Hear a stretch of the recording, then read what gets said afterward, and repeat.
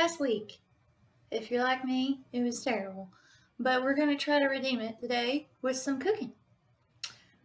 This is the next episode, if you will, of my cooking show, Making It Look Harder Than It Is, with your host, me. So today, I'm going to make one dish for y'all, because 45 minutes is way too much to look at me, so we're going to try to shorten these segments up a little bit. So, as I mentioned in my last episode, which was also the first episode, sometimes when you make a Kroger order these days, you end up with some substitutions in it. So the title of this episode is going to be When Kroger Gives You Ribs, Make Barbecue Sauce. I've never made ribs before. It seemed like a dish that was way too intimidating and best left to other people who had smokers and equipment and all sorts of things that I don't have in my apartment kitchen. But I got subbed out these ribs for what I wanted instead, which I think was pork chops. Kind of weird, but okay. And so I got this rack of ribs. I've never cooked ribs before. We also don't happen to have any barbecue sauce in the house at the moment either. So I'm going to learn how to do two things today, and you can learn with me. I'm going to make a rack of ribs in the oven, and apparently it can be done, and it can be good. And the other thing I'm going to learn how to do, which I think is probably the simpler thing, is going to be making barbecue sauce from scratch. So we are going to take these ribs and we're going to make ribonade. So the first thing, I did a bunch of research online. I looked up things like how best to cook them, what not to do, blah, blah, blah. And I know that barbecue is something that has, vast and varied opinions. People feel one way about it in one state and one way about it in another state. But here's I didn't mean to get ribs and I got them. I don't have any barbecue sauce, so I'm going to make it. I have an oven, not a smoker or anything like that, and I'm in an apartment kitchen version of quarantine ribs. So there you go. We'll see if they're good or not. I think they will be. So the trick to any kind of meat like this that you want to get real tender is the longer you cook it and the lower you cook it at, the better off it's going to be. So we're actually going to put these in the oven for 3 or 4 hours today. Because, it's not like I'm going anywhere, So, but first we got to prep these buddies before we put them in the oven. And that's the part I'm going to show you right now. Again, I make no claim to having excellent knife skills, but what I've read is that there's a membrane on the back of these ribs that you want to take off. Because that's actually the thing that helps keep them together. And if you want them to fall off the bone, that's got to go. It's kind of like taking that big piece of skin off the back of a fillet of salmon, if you've ever cooked salmon, which I'll show you sometime. But yeah, so basically what I'm doing here, let me write this down a little bit. There's this piece of fat along the back of the ribs, and you want to get that off of there. So we're going to trim that off first. And I'm going to start here. And again, I have terrible knife skills. Be careful when you're doing anything like this in the kitchen. You don't want to hurt yourself. One of the things that I like about cooking is that it really helped me with my anxiety, because when you do things like this, you have to focus on it. It forces you to be completely present to what you're doing. Otherwise, you're going to burn something or ruin something or lose a finger. I found that I could have a really stressful day, and by the time I had completely cut something up, I was calm, and the difference was I was present. So that's just a little tip from me to you if you've been struggling with anxiety lately, because I know a lot of us have. It's kind of like this merry-go-round of anxiety, depression, existential dread, and it just goes in a circle. But cooking for me is very therapeutic. It's one of the reasons why it's been one of the hobbies that I've stuck with over the years. You always need to eat, but I've had years where I've cooked less and carried out more. And I think I've probably been happier in the years that I've cooked more and carried out less. So that's been one blessing of all of this, if there is any blessing in all of this, which is I had gotten out of the habit of cooking so much, and now I have to cook. But I'm kind of finding the joy in it again. And yes, this process is just as gross as it looks. I am so sorry to any vegetarian that tunes into this show and thinks they're going to get something they want to see. Although I do have vegetarian recipes, and I do plan to demonstrate those in future segments. My partner was a vegetarian for the first 2 or 3 years we were together, so I learned a bunch of vegetarian cooking tricks and some recipes that don't just involve subbing tofu out for everything, but true vegetarian dishes that you don't even miss the meat in. And I plan on doing a couple segments on those. And plus, the other thing, I don't know if you've noticed this, but it's getting harder to get meat a lot of times at the groceries in this crisis. So we might all be closer to vegetarian soon. So it's a good thing to know how to do and not feel like you're missing something. But today, it's all about the meat, which is these ribs. And I'll tell you right now, taking this membrane off is not that easy. But apparently it's worth it. So we're just going to work through it together. Okay, well, there you go. Maybe it ain't that hard. Maybe it ain't that hard. Probably what I'm going to title my forthcoming memoir. Anywho, so I've got all that disgustingness off of there. And I'm going to clean that up right quick.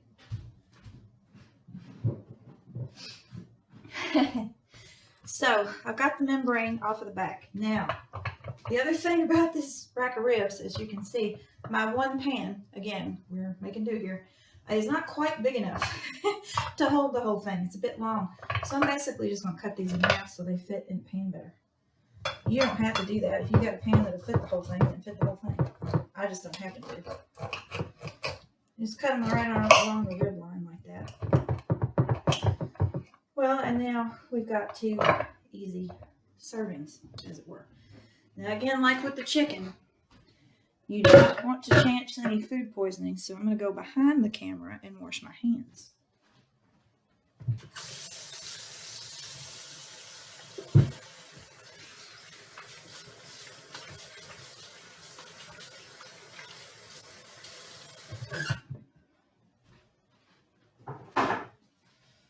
Raw pork is covered with all kinds of bacteria and whatnot that you don't want spreading to other parts of your kitchen. So now the prep for these, the prep is super simple as far as getting them in the oven. You literally just, like I said, you take that membrane off the back so they fall apart. I had to cut these in half just to fit them in the pan. And now we're just going to literally salt and pepper them and put them in the oven and let the heat do the magic while we make our barbecue sauce. So here's the ribs and here's the salt.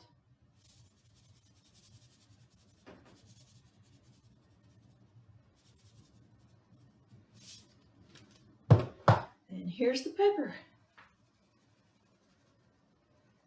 There we go. I like a lot of pepper. I said that before when I was making mashed potatoes for y'all. I like a lot of pepper. Not everybody does. But if you like less, then do less. And don't go too heavy on the salt or anything because you're going to make a barbecue sauce that's going to end up on these. So it's real basic. So I'm going to stick this in the oven and we're going to cook it for 3 or 4 hours just until they're falling apart. Your guess is as good as mine at this point. And we'll be back in a second and we're going to try making barbecue sauce from scratch with what we have in the pantry. So that ought to be an adventure. One thing I forgot to say, you put these things in the oven with foil over top of them. So, whoops. Again, I don't claim to be an expert. This is my second attempt at making a cooking show. So, there you go. We're going to foil these bad boys and get them in the oven. See y'all in a minute. Alright, we're back. We got our ribs in the oven, and now we're going to make barbecue sauce from scratch. Barbecue sauce is a tomato-based sauce. At least for the most part. I know there are exceptions, but the kind we're going to make today is the traditional barbecue sauce based with tomato sauce. Now, in my pantry, I had a can of tomato sauce, so that's how we're going to start. If you have ketchup, you can start with ketchup too, and you can make that your base. I'm almost out of ketchup, so I'm not going to do that today. I really need to stock up on condiments, apparently. It's what this crisis has taught me. But we're going to start with tomato sauce, and then we're going to add an array of things, which I will show you. And again, I've never made barbecue sauce from scratch, so this is my own invented recipe after studying up on what could go in there. And we're just going to see how it goes. So we're going to start with the tomato sauce as the base. Now, my favorite flavor profile, if you will, is spicy and sweet at the same time. So the principle for my barbecue sauce is going to be spicy and sweet at the same time. We're going to start with a nice tomato sauce, and then I'm going to add to it. I'm going to add brown sugar for the sweet part.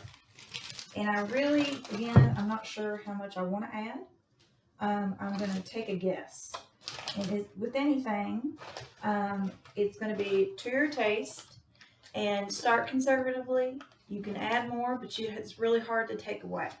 So I'm just putting a few chunks, maybe 3 tablespoons of brown sugar into the tomato base. And I know it's real sticky when it comes out of the box, but it'll dissolve in here as you mix things in. I'm using a whisk. Use a fork if you don't have a whisk. But not a spoon, and here's why. You want something to separate the particles, and a spoon doesn't really do that very well. So if you're going to mix a lot of things together like this, use a whisk or a fork. At least that's what I learned. So we got our brown sugar in there. We're going to let that dissolve. If you don't have brown sugar and you happen to have molasses, you could try that. You could also probably try maple syrup if you didn't have that. Basically just a dark sugar, not a white sugar, not a refined sugar, a more molassesy sugar. I think is going to be better for this. And I've got this bowl, and it's this size. Again, I'm not a giant. I'm not tiny, but I'm not a giant. So again, on measurements, we've got, what is this? A 15-ounce can of tomato sauce. You could probably do half as much, but that just happened to be what I had. If we end up with extra barbecue sauce, well then, we'll do something with that too. So as far as spices that I'm going to put in here, we're fans of smoked paprika around here, so I'm going to put a fair amount of that in it. I really like the cracked black pepper because it gives it a little more heat and spice. I'm going to put that in it too. And as far as measurements, again, I'm going to just sprinkle it in and taste as I go. You don't need too much of the cracked pepper because it does get really hot. And that's going to be all of that I'm going to use.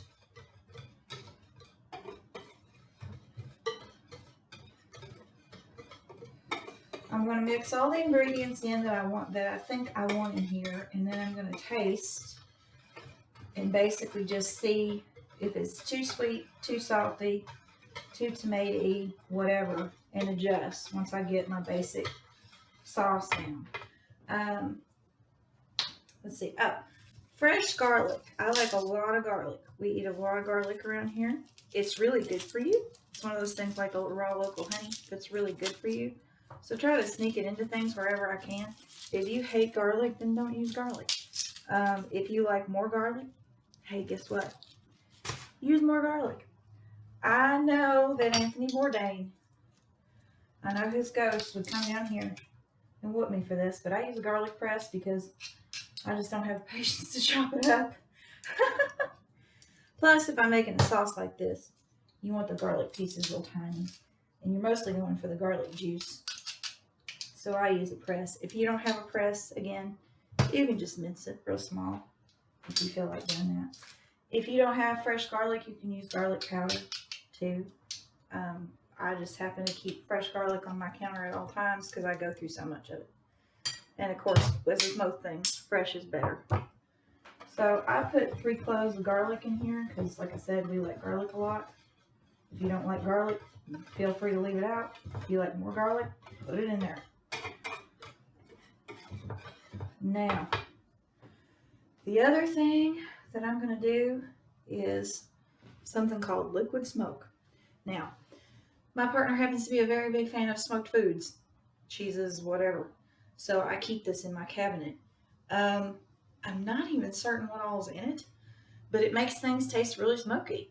And since I'm doing this in the oven and not in a smoker, and I can't really get a smoked flavor on these, I'm going to add a dab of this to my barbecue sauce to make up for it. Now, one thing, if you do have this or if you do get it, try to use it. It is really potent. This is one thing that I do measurements on. I don't do this one by feel. I do this one probably, I'll do a teaspoon of this in this sauce.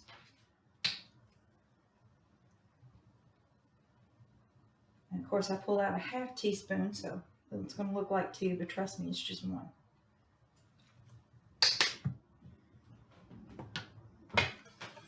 Mix that in there. Brown sugar keeps dissolving. Now, I happen to have a dab of hot sauce sitting on the counter, so I'm going to put some of that in it too, just to help it along with the kick part. Not too much. You can add heat, but it's really hard to take it away. And as I'm mixing this, you want to see, it's starting to look more and more like barbecue sauce and less like tomato sauce. It's starting to look darker, which is what you want. The other thing I want to do with this sauce is I want to let it sit together for a few hours while the ribs are in the oven, so all the flavors and ingredients and everything can set up and blend. There's a maxim in cooking, my cooking particularly, the longer it sits, the better it gets. And that's true for most things. Not everything, again, with caveats. But for sauces and things like this, and for slow cooked stuff like this, the longer they sit, the better they get. So I'm going to mix this barbecue sauce up, and I'm going to let it sit the whole time the ribs are cooking, just so everything can get married in together. Now, I've already told you I'm a fan of honey, and I like spicy and sweet.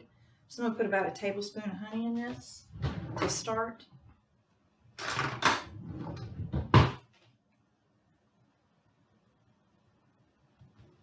And again, it's the raw local stuff.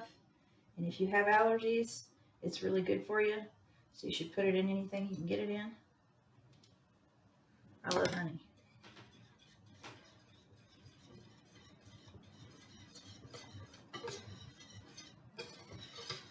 A lot of barbecue sauces have vinegar as a key component. I'm not a huge fan of the white vinegars or anything like that. I do balsamic vinegar in salad dressing a lot. One of the things I love though is apple cider vinegar, and it's another one of those things that's really good for you. It's good for your immune system. It can help boost your metabolism. It didn't help me, but I tried. And I'm going to put a couple tablespoons of this in too.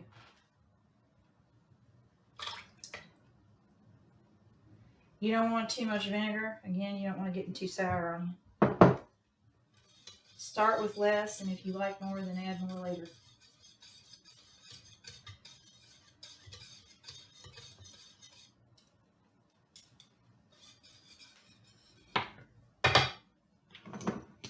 Now, the other seasoning I'm going to put in here to give it a little bit of spice and kick is cayenne pepper.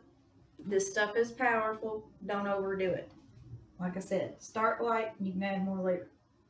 I'm just doing a sprinkle.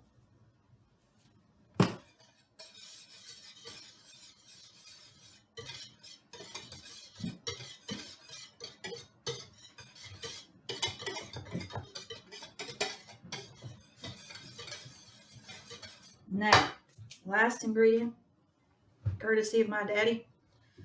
A lot of barbecue sauces end up with bourbon in them. And being as I am from Kentucky originally, and we are the bourbon state, at least that's what I'm calling us. I'm going to put some wild turkey honey. This is a real sweet whiskey. And I'm going to put maybe 2 caps full of this in here. Just for a little something extra.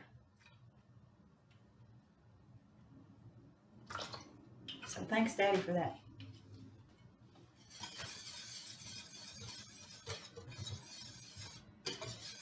Now I'm going to do my first tasting of this to see what it needs. Brown sugar's all good and dissolved in there. And we're going to taste it and see.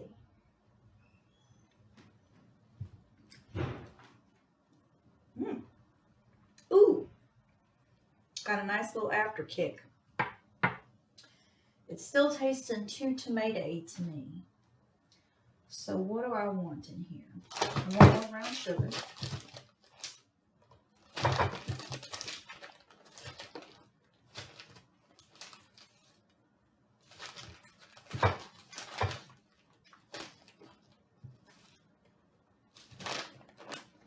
And I think I want more vinegar.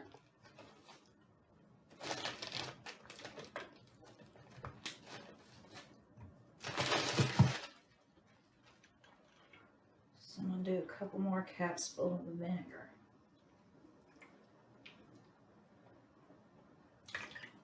Okay. And it's not really hot yet, so I'm going to do a little bit more cayenne. I'm going to do a dab more paprika. Actually, a big dab. And dab more hot sauce.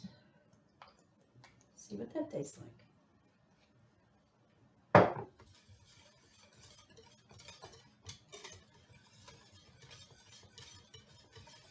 This is definitely getting darker in color, more burgundy than red as you add in ingredients, and that's what you want. You don't want it bright red because that's just straight tomato sauce, and that's not barbecue. When this is finished and we put it on the ribs, you don't cook it on the ribs because it's just going to cook up weird and funky. You're going to lose the taste. You want to cook the ribs dry, and you put this on in like the last 10 minutes and turn the oven up real high to like roasting temperature and let the sauce caramelize on the ribs. You do the same thing when you barbecue chicken or pork chops too. You don't put the barbecue sauce on first. You put it on last.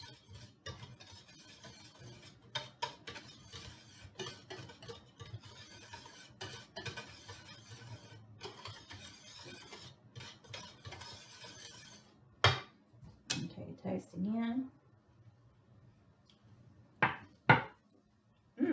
Okay. All right. We're getting there. What does it need? I think it needs a little more bourbon.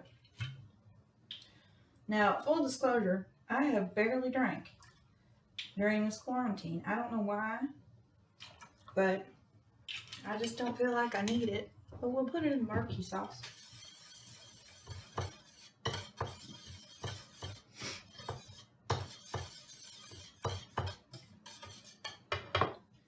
I think I want more paprika.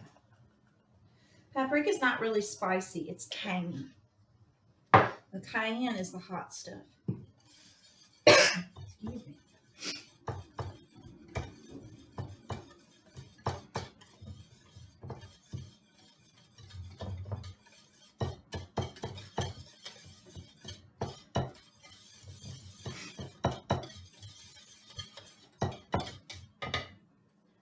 Take another taste of this.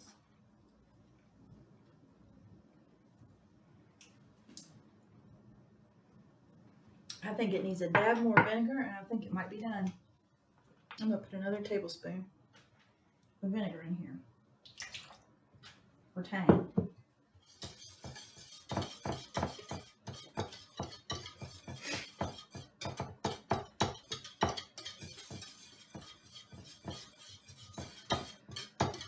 So for those of y'all keeping track at home, we started off with a can of tomato sauce, which was 15 ounces, a few sprigs of regular old hot sauce, probably what ended up being about a quarter cup of brown sugar. We ended up with about 4 tablespoons of apple cider vinegar. We ended up with a tablespoon of honey. We ended up with probably half tablespoon of paprika and probably quarter teaspoon of cayenne pepper, and probably the equivalent of a full shot of bourbon in here. So if you need measurements, that's how we did it. Oh, and we did a teaspoon of the liquid smoke. And now we have this beautiful sauce, which I will show you. It's nice and dark red, burgundy, something like that. I'm going to take one last little taste and see if there's anything else it needs. Oh, and we did 3 cloves of garlic in it too, because I like garlic, but you can leave garlic out if you don't like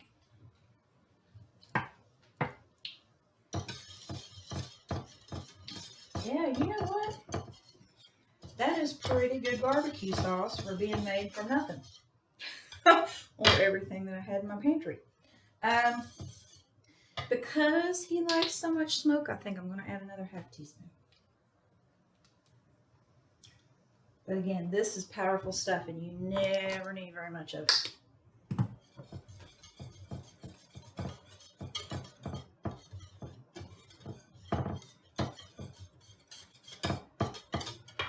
And I don't think it's quite spicy enough, so I might add another dash of cayenne to it. Give it a little more kick. If you don't like hot things, then just go for the sweet and tangy. You can leave the hot stuff out. Although if you don't like hot stuff, I don't know why you'd even make barbecue sauce, but it's not mine to wonder why.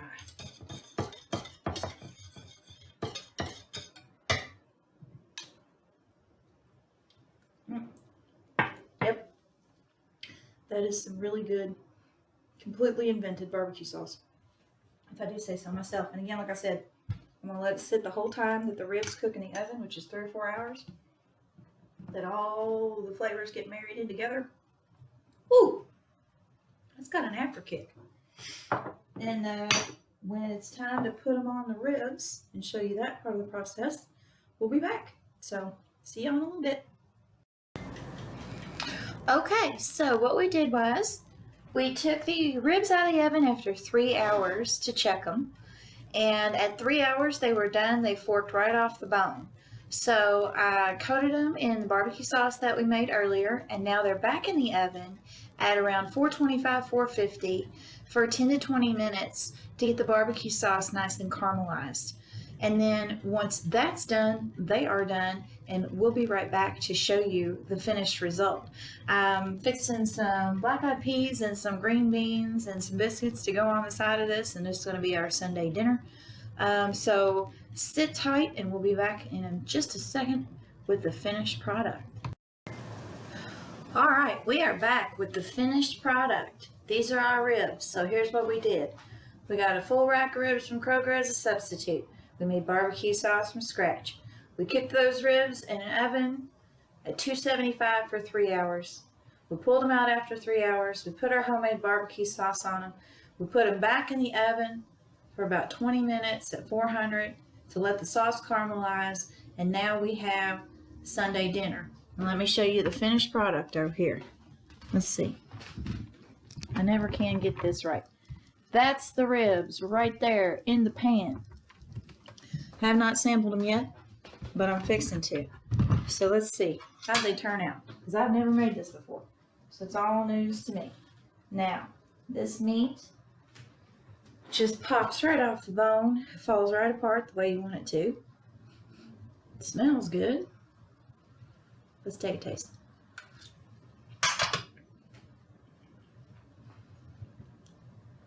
Oh, dang. You can make really good ribs in a gas oven. Who knew? Like I said earlier, I made green beans and black-eyed peas to go on the side. I'm actually reheating the biscuits that we had left over from breakfast. Because again, it doesn't need to be any harder.